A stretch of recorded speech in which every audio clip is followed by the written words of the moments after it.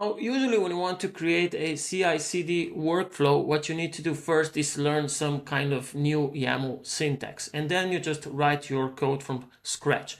Now, in Semaphore, what you can do is use our visual workflow builder to build your pipelines visually. So this allows you to visualize your whole workflow as well. Right here, we have a very simple initial pipeline for a simple online web shop.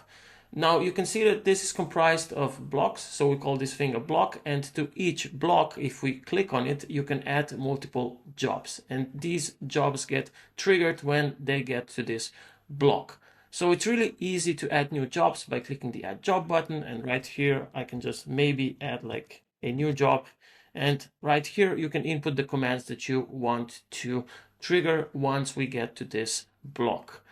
Now it's also really easy to add new blocks as well. So for instance, right here we have the cart service.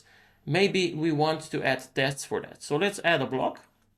And you can see that the dependency here is already there. And let's just name it, for instance, cart service tests. And inside here, again, you can add multiple jobs. And with this, you can also really easy define dependencies. So for instance, this block over here, we can set for it to be dependent upon multiple other blocks, and it will only get triggered after the rest of the blocks have successfully finished their work. Now it's really easy to include secrets as well. So for instance, let's click on the cart service. Maybe we want to include a secret in this workflow. So we just click that we want to include this secret, which you can create in a separate tab. Now it's like super easy to commit as well. So once you're done with using this workflow builder, you can just click on run the workflow, looks good, and you can then just commit your settings.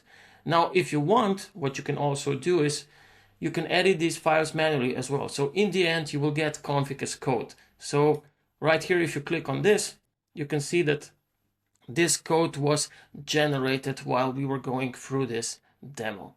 Now, as you can see, the workflow builder allows you to build any kind of workflow you want. So what I suggest is for you to sign up and test it out and build any kind of workflow you have set up in your mind.